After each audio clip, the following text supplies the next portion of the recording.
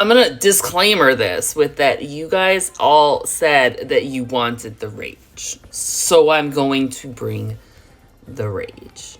Because, yeah, I'm telling you to slow down, but I'm not telling you to slow down in the 1990s way of, like, you have to wait for things to change. Blah, blah, blah, blah, blah. You do, but I don't mean roll over and give in to every demand that a rising, powerful Republican majority is demanding. I mean, stop fighting with fucking each other for these purity views of ideological utopias that you think you can accomplish in a single election cycle, because it's delusional on every level. I'm saying very specifically that if you want a true progressive movement in this country, you've got to get rid of your internet fucking leftists. That's what I mean.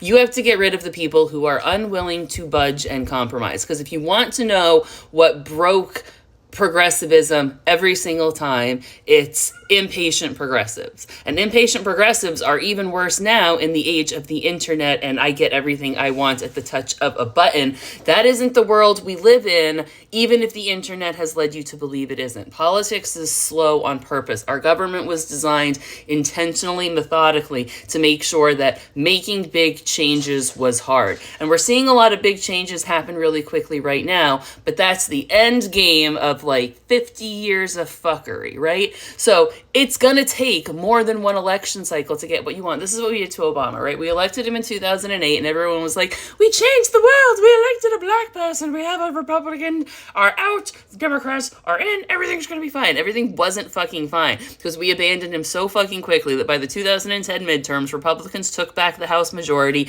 and blocked absolutely every fucking thing that he did. So you could get the most progressive motherfucker that you want in the next presidential election. But if you think that's enough, if you start getting all, well, I'm not going to vote for anything that has this provision in it, you're gonna fucking lose again. Because like the way I teach the kids, in a democracy, you know it's working well when everyone's a little bit pissed, right?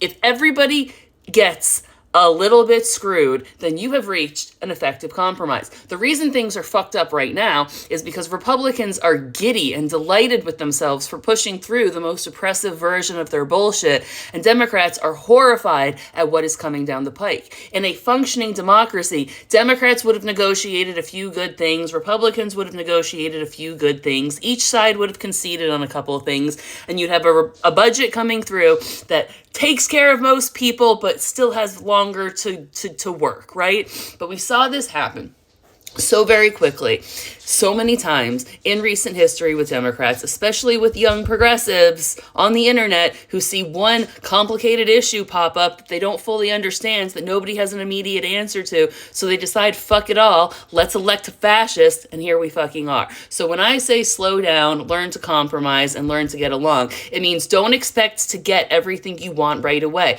Just because you see Republicans tyrannically pushing through monstrous legislation to get everything they want doesn't mean you're going to be able to do the same unless you want to become the other side of the same fucking coin.